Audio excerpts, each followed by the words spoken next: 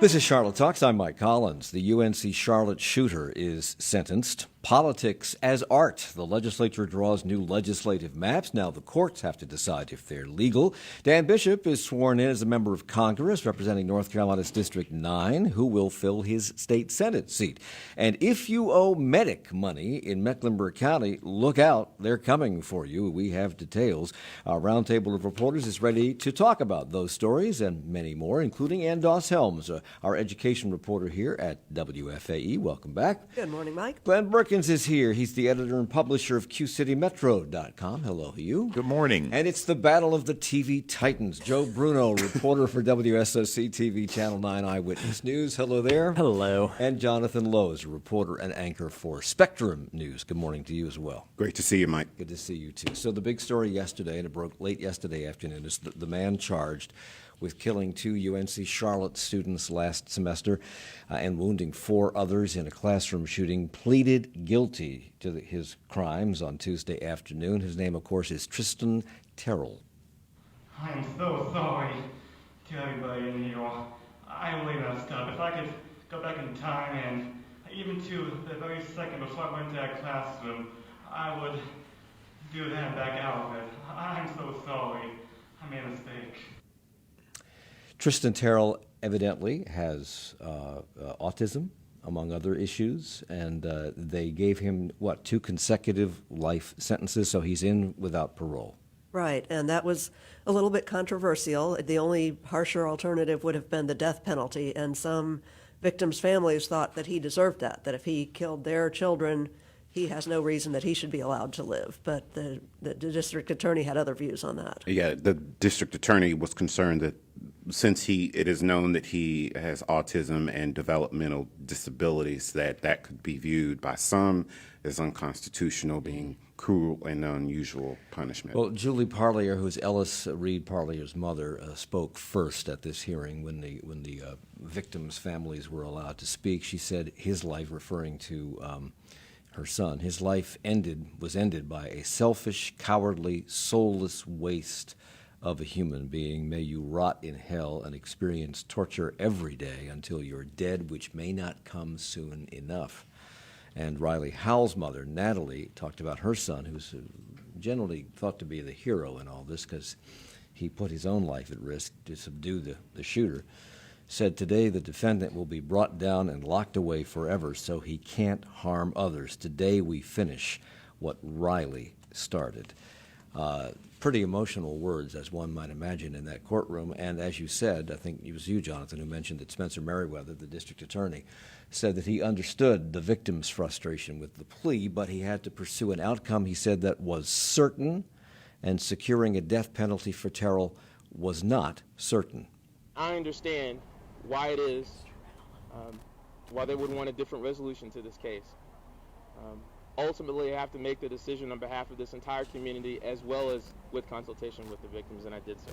Okay, his last name is Terrell, or is it first name is Terrell, his last name is Terrell? Last name is Terrell. Tristan Terrell. Because we have made a habit of not mentioning the shooters' names anymore, so that's why I'm not familiar with them. Anything left to say about that?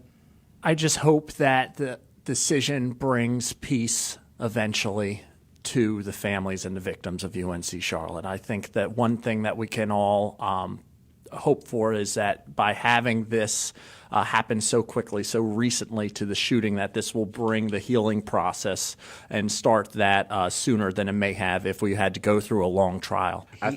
Go ahead. I was just going to say, I think it's important to mention, and you kind of stated this in the beginning, Mike, that the prosecutor certainly had to consult with the victims' families before making this decision to offer the plea deal. I mean, there are laws that require they reach out and get the blessing from the victim's family. So I know that they, while they don't agree with it, they certainly probably were part of the discussion. Well, Terrell offered an apology, but he did not offer an explanation. No, and we still don't know a motive for this whole thing. Even his lawyer, who said, well, he has these disabilities, and he was very quick to say that autism does not make you violent, does not make you a killer.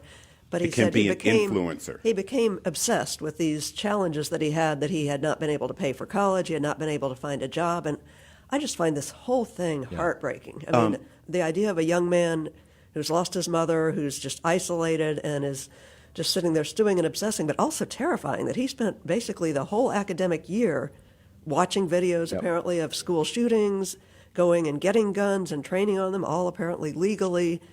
And then, that what happened for the families, I don't blame the mother for wanting vengeance. Glenn. No, absolutely. No one can blame the family members for wanting a more harsh sentence.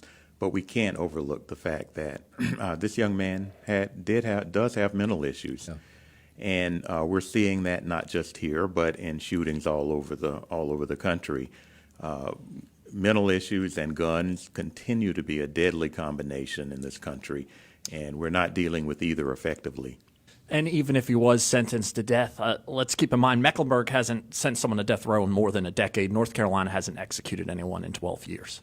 We were talking about motive yesterday and the day before. Drew Piscaro, who is one of the victims that survived the shooting, he has been outspoken in the last year, just in this whole discussion about the shooting at UNC Charlotte. He was tweeting. He didn't really say anything on camera yesterday, with the sentencing that happened yesterday. But he did tweet some very thought-provoking reasons that that could have possibly been a scenario for Tristan Terrell doing this shooting that had to do with debt and not wanting to pay that debt, and that going to prison is exactly what Tristan Terrell wanted. And so it at least got people thinking and wondering what was the motive. And one thing that Drew Piscaro, which was touching, that he said yesterday was that people must have been firing back at him on Twitter. And he said, basically anybody who was not in that room doesn't get a right to tell me how to feel. Don't tell me how to feel. Only I know how I'm supposed to feel in this situation, is essentially what he said. Okay, that ends a terrible chapter in Charlotte's history, and particularly the history of UNC Charlotte. One hopes that's the end of it. The legislature had a September 18th deadline ordered by a state court 3-judge panel to redraw legislative districts that the court ruled as being unconstitutional political gerrymanders. They made the deadline, and the chair of the Senate's redistricting committee, Republican Senator Ralph Heiss, praised the maps as a national model. We have a good product here that represents this legislature, its body, but meets all the criteria that the court has laid out. We asked our political reporter Steve Harrison to join us briefly for this segment of the program this morning. Are they a national model, these new maps? So I think this is interesting because if you at a statewide level, the new maps that were approved, Republicans were happy, and by and large, a lot of Democrats in the General Assembly felt it was a pretty fair process. Nationally, there's been a little bit of pushback, you read, because the maps still give Republicans have an advantage, and I think there's other reasons for that based on kind of where Democrats live, where Republicans live, some of the rules around drawing maps. So I feel like at the local level and in North Carolina, a lot of people felt like it was a pretty good process. Because Jane Pinsky, who's the director of the North Carolina Coalition for Lobbying and Government Reform, whose client was one of the plaintiffs in this case, Common Cause, she wasn't exactly negative about the maps, but she was more judicious with her praise. They were maps that were drawn in public and not in secret, but I think the maps will look not incredibly dissimilar, but a little bit better. A little bit better? Only a little bit better? So if you're a Democrat, I think that the maps will help them pick up a few more seats, but in terms of taking the majorities in either the House or Senate, that's still going to be really hard. And I think one of the things that, again, in North Carolina and across the country, Democrats are clustered in cities. And so the way they draw the maps, the rules, they try not to cross county lines. So you get a place like Mecklenburg County or Wake County, those Democratic votes are still going to be concentrated in those counties, and there will be still a lot of, like, quote, wasted votes, right? You'll still have these elections where the Democrats win by huge margins, and there's just no way around that. Map drawers had to do this by order of the court in full view of the public. How did they accomplish that? So there was a lot of back and forth where, at one point, of course, during last week's crazy budget override vote in the House where the Republicans accused the Democrats that they were in secret making maps, but by and large, which the Democrats denied. But yeah, they had rooms, and you could watch the full process when legislators would request, like, move this here, move this there. And one of the things they had to do, they did try and protect incumbents. So when legislators were double bunked, two in one district, they would move pieces around to give them each a home. It is a story-packed hour ahead here on Charlotte Talks and the local news roundup on WFAE. Political gerrymanders were declared illegal by this three-judge panel, but racial gerrymanders have been long unconstitutional nationally. So how do you do this? How did they approach doing this with no bias politically and no bias racially? And did they succeed? So what they had, the Republicans agreed to take maps drawn by a Democratic expert who testified for them in the trial, a University of Michigan professor, and who created, I think it was 2,000 maps, and they legislative staff kind of pulled from these maps that the professor drew a handful of maps that they felt kind of hit the requirements that they were looking for, and then they brought the lottery machine. The state North Carolina educational lottery machine picked maps out of the machine, and those were the starting point. One thing I think that's interesting is that if you look at Mecklenburg County, right now Democrats have 16 of the 17 House and Senate seats. The new maps are going to make it easier for the Democrats to hold those huge majorities. And if you're a Republican in Mecklenburg County, I've already been seeing kind of some talk about this. You think, wait a minute, we're in the minority, but we're still 35% of this county. And they're saying, how is it fair that we have one seat out of 17? That was Dan Bishop's seat, correct? Dan Bishop's seat, which will probably, under the new maps, become Democratic next year. That Democratic State Senator Jeff Jackson, also from this area, said that these are the fairest maps, and this was the fairest process in North Carolina in my lifetime. That's a quote from him. Yet he voted against them. Why? He did. He said he felt it was kind of a vote on principle. He said he felt like that the politicians should not be involved at all. He would like to see an independent, non-political commission draw the maps. That's how they do it in some states like California. Jeff Jackson, his case is interesting because his old district was really gerrymandered, where they packed Democratic voters in. Like Hillary Clinton won his district by 55 percentage points. So we talked about wasted votes. That was one where there were thousands of wasted votes. His new district, it will be somewhat competitive, but it was still a district that Clinton won by 12. So it comes in with a big advantage. So these maps passed, obviously, the legislature on their way to the courts. The courts now will rule on whether or not they think they did a good job. What's the chance that they will rule against the maps that the legislature okayed? I don't know. That's going to be really interesting to see what, how much, whether they feel like these were appropriate, these were good draws.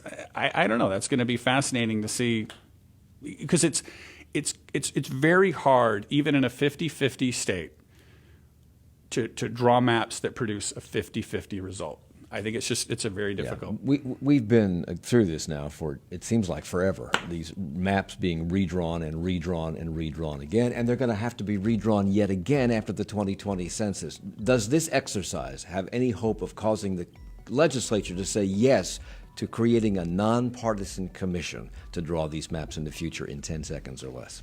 I don't know. I think that. I don't know. We'll have to see. And you are out of time. It's Charlotte Talks on WFAE.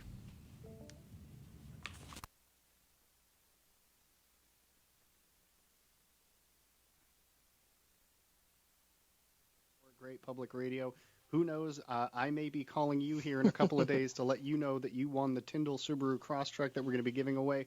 The only way you can get entered into that raffle, if you haven't already made your contribution, or if you're not a current sustaining member to WFE, is to make your contribution today. We're going back to Charlotte Talks in 1 minute. Before we get to that, before we rejoin the program, can we hear your phone call ring out loud and clear at 704-549-9000? Or can you make that contribution at WFAE.org? I am Jeff Bundy here with Lisa Wharf, counting down to the end of the campaign right now. Lisa down to needing $51,053. Thanks to Tony, Cindy, Elizabeth, William, and Erica, who've all donated over the last few moments. Can you join them and join us with your donation right now? And we've got just about 10 hours to go right now. So 9 hours and 39 minutes. Not that I'm counting. Jeff Bundy is not counting. But 704-549-9000 is the number to call, WFAE.org, to help us get the resources to bring you shows like Charlotte Talks, like Morning Edition. 704-549-9000, WFAE.org. Going back to the weekly news roundup in 10 seconds. Next week, Charlotte Talks doing a 4-day look at the work-life balance. You'll be listening this hour, listening next week, hopefully as a contributor right now. It's Charlotte Talks on listener-funded, 90.7 WFAE and 90.3 WFHE. I'm Mike Collins. It's the local news roundup. We have a round table, well, kind of a cloverleaf-shaped table of reporters here with Jonathan Lowe, reporter anchor from Spectrum News, Joe Bruner from WSOC-TV, Glenn Berkins from QCityMetro.com, and Doss Helms from our newsroom at WFAE, along with Steve Harrison, who's talking about what's going on in Raleigh, because he covers that for us here at WFAE. As I said, the final decision on the maps that they finally finished drawing, the legislature finished drawing and passed on to the courts, have to be decided on by the courts. So what criteria will the courts use to decide if the legislature met their responsibilities? So I think the big one was, were the maps created without using, of course, racial data was prohibited before, but were these maps created without using like partisan political data to go in and say, this district would be a +4 Republican, or et cetera, et cetera. Did that happen? I think that did happen in terms of the baseline maps that they pulled out of the lottery machine. Then the question is, when both sides went to kind of tinker with them a little bit to protect incumbents to not double bunk, did that go too far? Mm-hmm. Did it still meet the original goals? So if approved, when do these districts go into effect? So these would go into effect for the 2020 elections. Okay, so next November. And if they're not approved, the courts will do it themselves, or they'll bring in somebody else to do it? That's right. Okay, and then again, they get redrawn again following the 2020 census. Yes. Oh, stay tuned. Staying in Raleigh just for a moment longer here. Last week, we talked about this on the show last week. The State House pulled what Democrats have described as a sneaky maneuver and held an unannounced vote to override the governor's veto of the budget. Only 12 Democrats, I believe, were in the chamber last week on September the 11th, because they were told there would be no vote on the morning of September the 11th. And yet House Speaker Tim Moore had said that he would hold a vote on this if he thought there wouldn't be enough Democrats to hold them back, and this was an opportunity. The Raleigh News and Observer's Paul Spreck did some fact-checking to find out where the Democrats' belief came from that there would be no vote on September the 11th. What did he uncover, Steve? So what the Democrats are saying that there was no official. It was the override was still on the calendar. It was still a possibility. Darren Jackson, the Democrat, he says he was told by David Lewis that we will not be voting. David Lewis had texted that to a reporter, so it was a bit, and then Darren Jackson then told his members that we don't need to show up. Now, there were 12 in the chamber who were there. Deb Butler, of course, who made the famous speech. John Autry, who's a Mecklenburg representative who was there, who filmed her on his phone. I think there was only one member, right, who was at a 9/11 ceremony. Yeah, a big part of that fact check was finding out whether Democrats missed this vote because they were at a 9/11 ceremony, and that's Which is what they have been asserting. That's correct? what the narrative from the national media has been, that the Democrats were not there because they were at this ceremony. But the fact check found, I think, only one member was at a ceremony, and I think Governor Roy Cooper was at one as well. The rest of so where were they? That's a good question. Why weren't they there? They got caught sleeping on this one. Okay. So this still has to go through the Senate. But just because the House overrides the veto doesn't mean that it's overridden. What's the likelihood of it being overridden in the Senate, particularly after the brouhaha that came from this? Well, the votes aren't there yet. Okay. As we all know, Republican State Senator Dan Bishop won the special election in the 9th Congressional District here in North Carolina, and this week he was sworn in on Capitol Hill. It is an overwhelming experience. I look forward to getting to know you all and to working together with you to make common sense solutions to make the lives of Americans better. The 3rd District's Greg Murphy, of course, was also sworn in this week in Washington after winning a special election in that district. Dan Bishop filled the 9th District seat 315 days after the midterm election. And now his state Senate seat is vacant. Who is likely to take that seat, and how will that happen?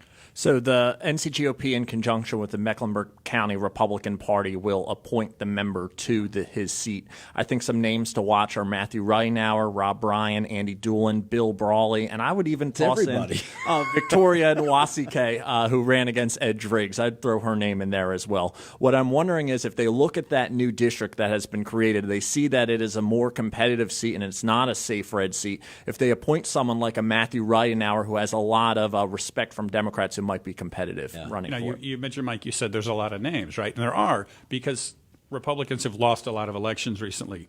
And so there are a lot of politicians who are on the sidelines now who don't have a job. So is it the law that the Republicans nominate somebody and the governor simply rubber stamps it? I mean, because it's a Republican seat? Yeah, they will. Yeah, it'll technically his decision, but technically it's the governor's. So he could, if he wants to make enemies, he could name a Democrat. I don't think Governor Cooper thinks that he needs more enemies at this point.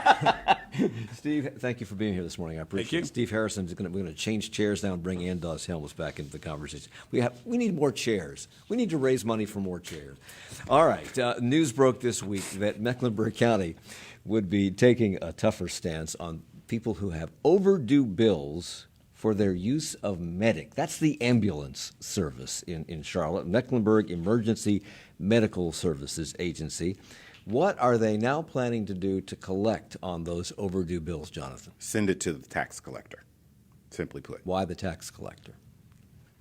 They have the ability to levy the fine ability. Or, excuse me, apparently, from what I was told, that the tax collector can levy that fine. And, that you liken that to a delinquent tax bill that, that can be put in the newspaper. So they'll be able to garnish your wages because the tax people can do that, right? Absolutely. This is going to start on October the 1st, which is right around the corner. Outstanding claims older than 120 days from the date of service will go now to the Office of the Tax Collector. How many people are in arrears? This is ambulance service.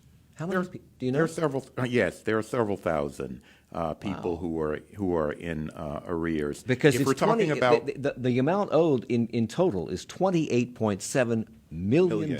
Yes, if we're talking about people who are 120 days or more, we're talking about 2,678 people, according to the Charlotte Observer. Mm-hmm. If we're talking about total people who are past due, that number is higher. It's 35,177. Yes, 35,177. Yikes. And I think the concern is that these are often very poor people because ambulance bills are huge. And, when my husband needed to go to an ER, I got in our car and drove him there because I didn't want to pay that. But if you don't have a car, what are you going to do? Is this something that's covered by insurance? If you have insurance, that will pick up Medic? A lot of times I don't think it is picked up by insurance. People know that. People see these ambulances on the street all the time. No. Do you get charged if you have a car? The first responders. That's why they ask you, do you want us to take you?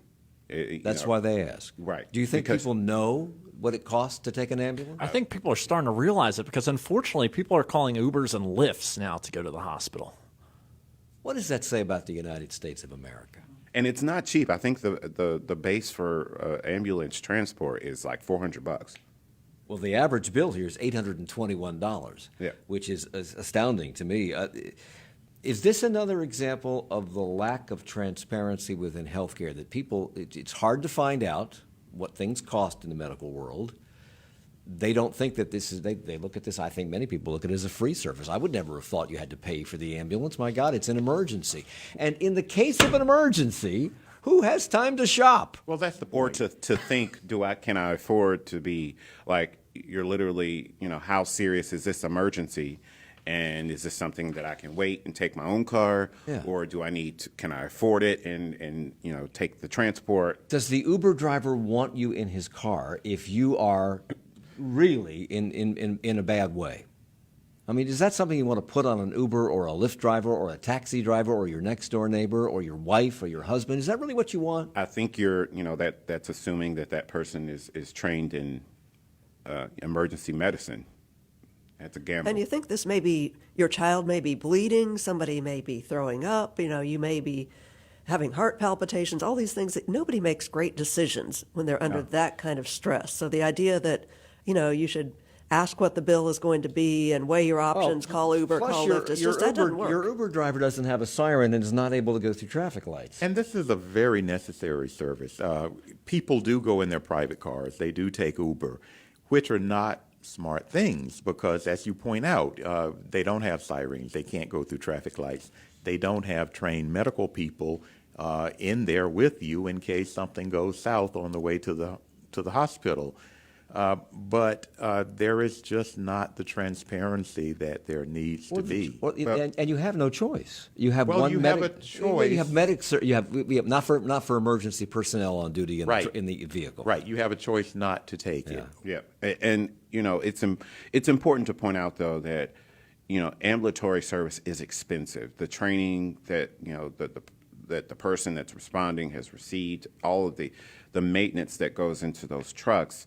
So it goes back to what you mentioned and your insurance and what is covered, what's not covered. And a lot of times people don't know that ambulatory transport is not covered. If you're indigent or you're not wealthy and you have hospital costs that you cannot afford to pay for, they find a way around that many times in hospital settings. Do they find a way around that in this situation with medic? That is my understanding, that in hardship cases they do make provisions. I don't know how those provisions work. In some cases, they can alleviate the expense altogether. Why this change in stance now? Why suddenly we're sending these bills to the tax collector and they're going to be collected one way or the other? Why now? That's a good question. This appeared to just come from nowhere. Yeah, it's the first I've heard of it. There had been no discussion. We do know that, as it's been pointed out, these are expensive services. Taxpayers do pay, I think, about $11 million out of the $66 million budget for medic, and what we're hearing is that they're trying to keep those taxpayer charges from going up. It's my understanding they used to send the bills to a private agency. Now they're sending them to the tax collector. And the reason they're doing this is because the system has got so bloated.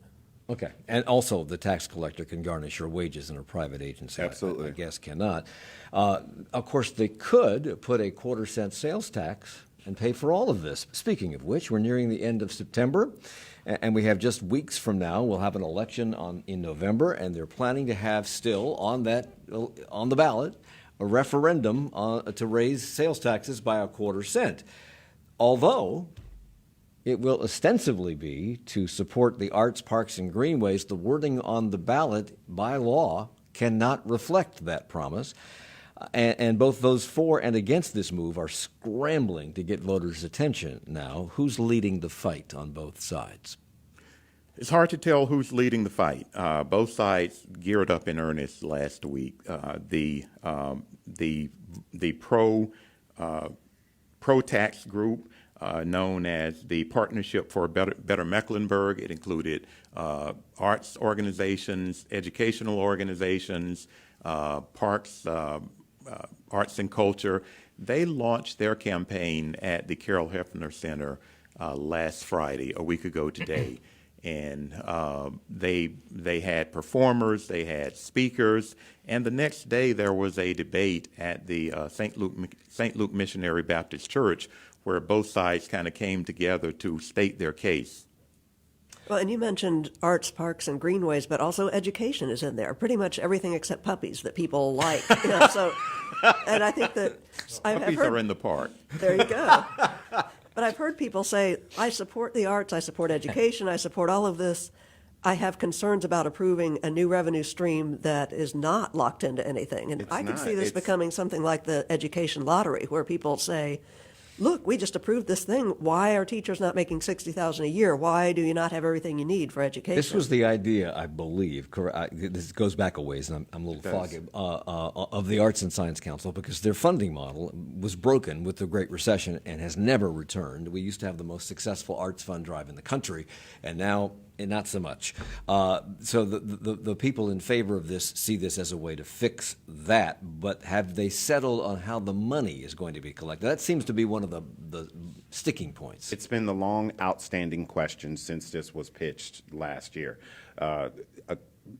Being able to give people a line by line of where this money, initially I think it was said this was going to raise like $50 million, and $20 million of that would go to arts and sciences, and the rest county commission could figure out how to divvy up. We still don't have answers on that, Mike, as to what that breakdown is going to look like. So, voters are very aware of that, and it has not been made clear to people how that money is going to be spent, where it's going to go. And that's something they have to figure out soon. Absentee ballots are going out very close to today, so they have to get this question answered if people are going to start voting. A couple weeks ago, Trevor Fuller mentioned that he had concerns about who has the final say over the money. He thinks the county should have that final say, and the county is proposing that they just give the money to Arts and Science Council. That's the local news roundup on WFAE and WFHE.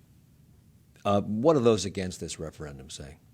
Well, one of the things, Matthew Ridenour, who represented the groups opposed to the referendum, one of the things he pointed out was that although we have broad categories for how the money would be spent, there is nothing that would obligate future county commissions to abide by that. Somewhere down the road, they could change and put in totally new line items for this money. And another thread that's been running through this is, are the arts a luxury? Are we charging a sales tax that will be somewhat regressive for, people who go to the opera or spend a couple $100s for a ticket to a play? But they've countered with part of what the Arts and Science Council can do is make sure that lots more people, young people, people without a lot of money, get access to the arts, and the arts should be for everybody. Well, and I mentioned this point because we've talked about this a couple times, Mike, that yes, the overarching theme is arts, but this money will also go to recreation centers across the state, the parks part of this, recreation centers that need expansion, remodeling. They're, serving so many kids that they need more space. So, I think that that hasn't been sold enough. Just outside of the arts, where will this money go to? And remind us again why they can't put this on the ballot. To put the promise that here's the vote. We want you to vote on whether or not you want to raise sales taxes, and it's going to go here. They're not allowed to put that on the ballot. It's why state law. Not? It's state law. It has to be. Well, according to Ridenour, it could not be put that way because there is nothing obligating the county to spend it that way. So, well, we talked about this before, but I keep forgetting because I'm not bright. Why we can say we can't touch the money we collect in taxes for the hotel motel tax. It has to go to things like that are related to that. We can't move the money around, but we can move this money around. Why? Apparently so. Well, that too is state law. One of the concerns is a board that's in office now making obligations for our future boards. Okay. We'll have to take a break. When we come back, we'll talk about more criticism coming in for Sheriff Garry McFadden and also a bunch of news revolving around public schools. That's why you're here, Ann. It's Charlotte Talks on WFAE.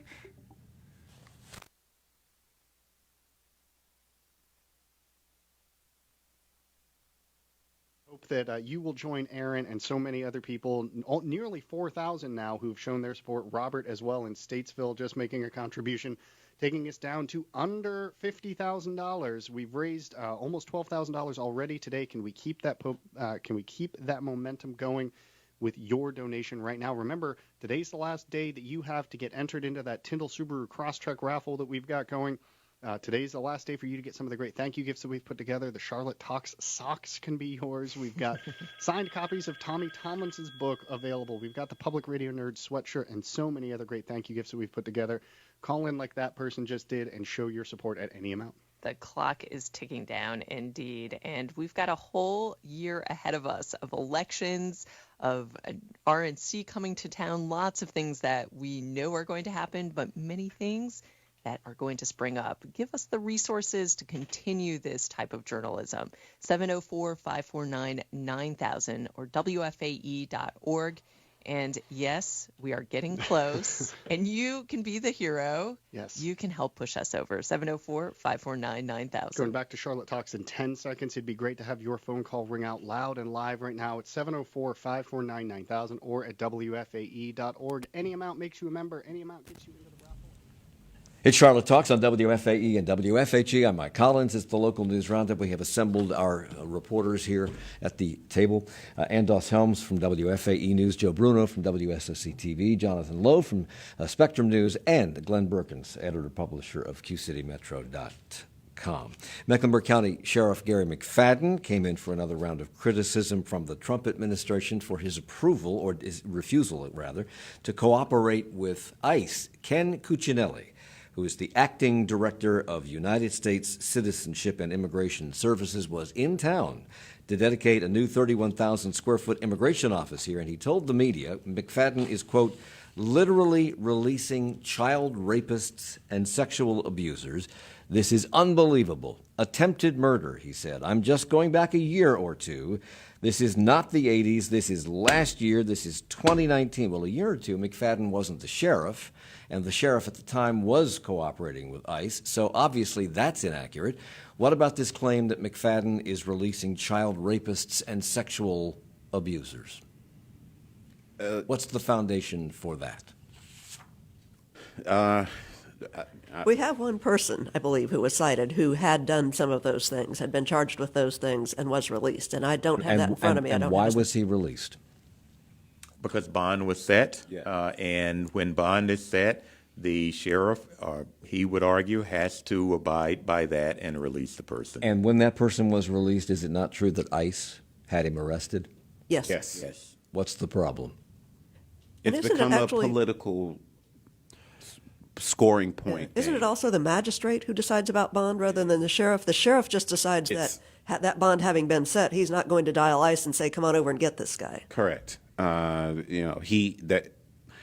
They accuse him of breaking the law, but or not following the law, and he is absolutely, according to him, following the law. Him being Garry McFadden. Correct. On the other hand, McFadden has said that, quote, as a former attorney general, the acting director is aware that I have the discretion to not honor a voluntary agreement, which is not a failure to cooperate with another law enforcement agency to enforce the law.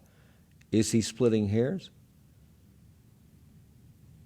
McFadden's argument is it's voluntary. You know, you can ask me to hold this and I can say guy, no. and I can say no. I think what ICE is saying, though, is they would like a call letting them know that this man or woman was just released onto the streets. But then then ICE did not give the sheriff a call when a known felon had been in the county for a long time. This is all political. It is, and it could be resolved very easily if both sides really came together and worked together to keep people who are dangerous in jail and not set bail for them. And that way, it would not be up to the sheriff to let that person go. And when you have an extreme like this, it seems really clear that, of course, these guys shouldn't be out on the street. But a lot of the people who are arrested and who turn out not to be properly documented have been accused, not convicted, but accused of really some fairly minor issues. And that's where the sheriff is saying, if that becomes, if we become the enforcement arm of ICE,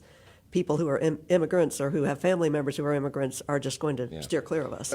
So we're going to switch gears to education because we talked a lot about this last year, and I think it was last year. Time runs together about Matthews wanting to break away from Charlotte Mecklenburg, and they got a bill passed in the legislature that allows them. It is Matthews. Well, it started with Matthews, and it became 4 towns. Oh, I see. It was Matthews, Cornelius, Huntersville, and Davidson. Not Davidson, I think Mint Hill. Mint Hill. All right. Well, Davidson also, I think, declined the opportunity Correct. or something Right. to be part of that.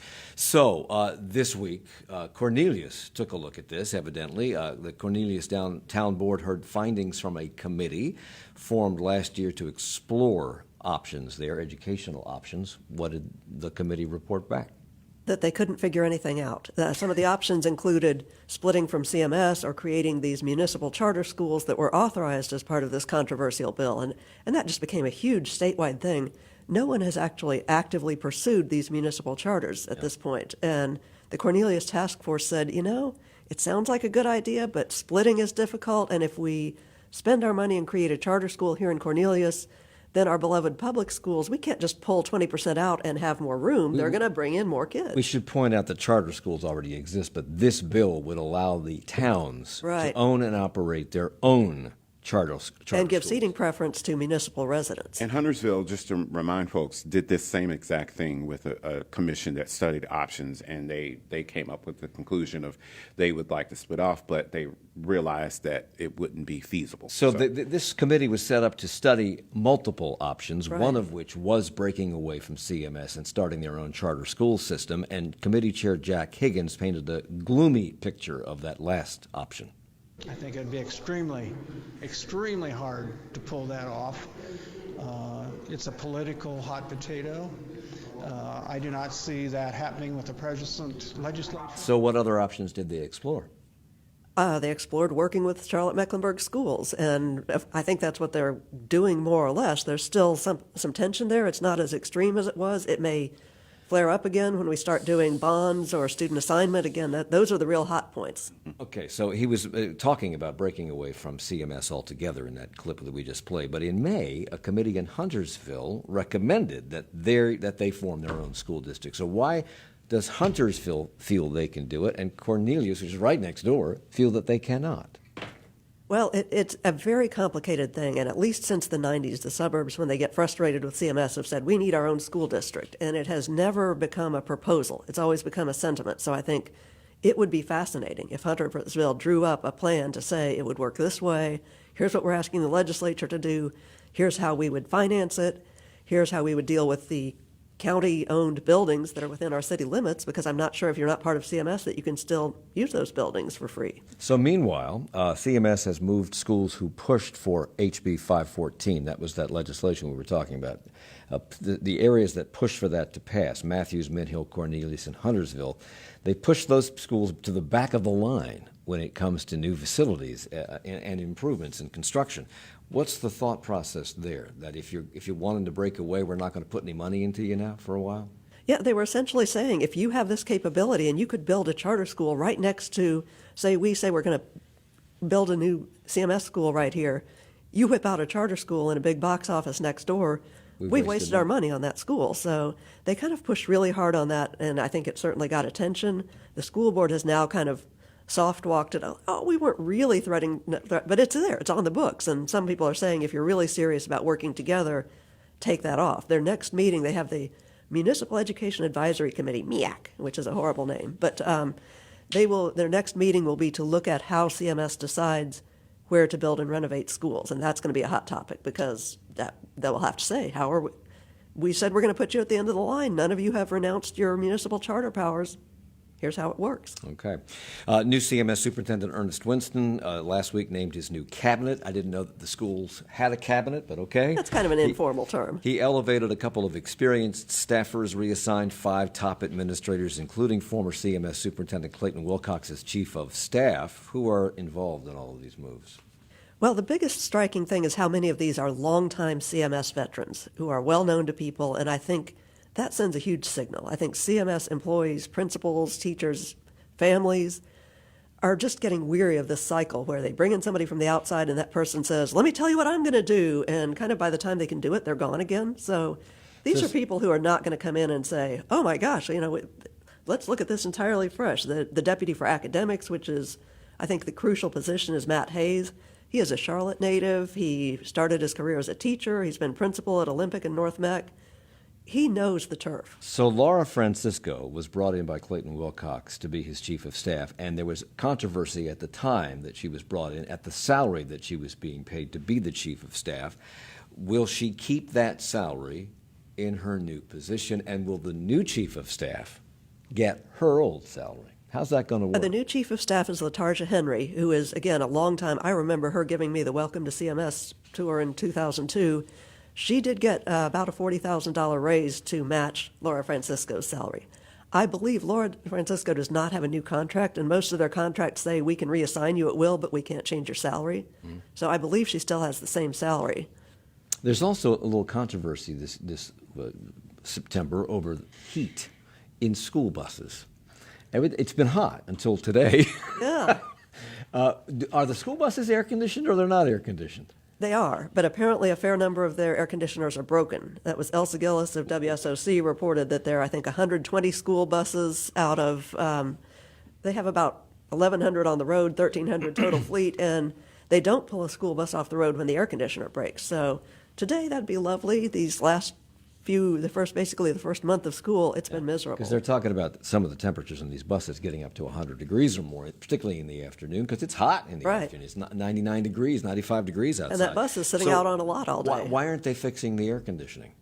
Well, I think they are, but not terribly fast. And one of the questions that I think was not answered in that story, and I haven't dived into this, is do they have the mechanics they need? They've said they're doing a much better job of getting bus drivers, but bus mechanics have been a challenge as well. And schools are also now involved in Eastland Mall. Yes. So, Eastland Mall news comes every once in a while. Charlotte City Council voted 8-3 this week to approve a movement school to occupy the old Harris Teeter site, adjacent to the mall. It's a piece of property not owned by the city, so why was the city involved in rezoning it? Movement owns the building. They needed to rezone that building so that it could not be a grocery store and it could be a charter school with a religious component. Forest Hill will be using this building for services. But the school itself will not have a religious component. Correct. Charter schools It's a cannot, public charter school that will be used. School will be secular. Yes. And yes. CMS schools do that as well. Correct. Space. Correct. And the blowback from the community really came at the 11th hour, and that kind of hamstringed a lot of city council members who were hearing this criticism at the last minute, and they didn't really have a lot of time to vote no against this. The councilman actually that represents Eastland Mall District, Matthew Newton, He voted no. against Yeah. this So did rezoning. Dimple Ashmira voted no. Yes, And that's absolutely. why? From Dimple Ashmira's perspective, she would like to see Eastland as an economic driver, Baxter Village, a Brookdale, that type of development. Her concerns were having another school at this site would hamstring future development. Well, and again, we just talked about side-by-side schools. CMS just last year, I believe, opened a brand new K-8 school at the Eastland Mall site, Charlotte East Language Academy, and they're still working to fill that. So now they may have competition next door. The city council was busy this week with rezoning issues because they one of the things they rezoned was the Van Landingham estate, which has been in process for years now. That's something that the previous owner was unable to achieve, this rezoning, the kind of zoning that he wanted at least. What got approved there? 2 commercial buildings will be heading to the site. I'm not sure what the commercial buildings will be used for, but the Van Landingham estate will be saved and renovated. Hopefully will be used as an event center. And other rezoning projects include 200 senior residents and 41 townhomes on a 20-acre site on Providence Road. Julie Eiselt voted no on that. Why? If you've ever been on Providence Road, you have an idea of what traffic is like down there. Well, plus another 56 residents is split between an apartment building and 6 townhouses on a site just under 2 acres on Waverly and Kenilworth, just south of Romney Road, which is near Atrium Hospital. And another 28-unit development in the Belmont neighborhood was approved. Add all these together, and what you discover is a theme. Higher density. Where are all the cars going to go? I'm going to harp on this until I die. Where are all the cars going to go? Absolutely wonderful question. You know, with the one that they approved over in Dilworth on Waverly, Councilman Larkin Eggleston says there were a lot of concerns about that because of the density, and they just put in this really huge apartment complex over there. He says that they addressed the concerns that with the frontages and how close it is to the street. But you know, back to your point, the traffic in Dilworth, for instance, is horrible. Well, I'll let you end on that note. It's Charlotte Talks on WFAE. There's also traffic problems on North Tryon Street now. There evidently people there's a new traffic pattern there, right, Joe? Yeah, this was a botched launch by the city of Charlotte. It was just like everybody woke up one day and this new traffic pattern was put in place for tens of thousands of drivers. Basically, if you're heading outbound from uptown, you have to use North Tryon as a one-way street. If you're heading inbound, you use North Church Street. But for some reason, drivers could not figure this out. So very quickly, the Hawthorne Street Bridge on Independence has been a pain in the you-know-what for people who live in the Elizabeth area. They stopped construction for a while. This week they started construction. When's it going to be done? April 2020, if everything goes to plan. What, not in time for the convention? Well, you will be in time. In time for the convention, yes. Baby. All right. In football, the shoulder bone is connected to the foot bone. That's a rule of football. At least it appears to be the case with Cam Newton. He suffered a foot injury in the preseason. He's had a lackluster start to this season. He's 0-2, or we're 0-2. And now head coach Ron Rivera says Newton is questionable for Sunday's game. It is what it is, and I just want to, just look at it and say, the truth of the matter is, guys, we make the best out of it. We can't control the situation, but most certainly go out and do what we can't control, and that's us. So we'll take it one game at a time. We'll play it one game at a time, and we'll play with the guys that we have. And that is all that reporters want to know from Ron Rivera. What about Cam? What about Cam? What about Cam? And yesterday, Ron Rivera had just about enough. I'm not going to talk about it anymore, guys. Let's talk about Arizona. I haven't really talked about Arizona, so it'd be good to answer those kind of questions. Cam, though. I know it's about Cam, but we won't. I don't know anymore until tomorrow. So let's just, let's talk about Arizona. If not, there's no reason for me to stand here. Before the opener, you were 100% confident he was going to be ready to go. Where are you on that level now? I just asked you to ask me questions about somebody else. I'm not going to do this anymore. Okay? I told you I won't know anything until tomorrow. Okay? Thank you. Golly is the last thing he says. He's walking out of the room as he does that. So, are we going to win this weekend? Let's go Panthers. Like Kyle Allen time. Get him on the phone. Find out if Cam will play this week. Would you play? Joe Bruno, Jonathan Lowe, Glenn Berkins, and Andos Helms. Thank you all for the hour.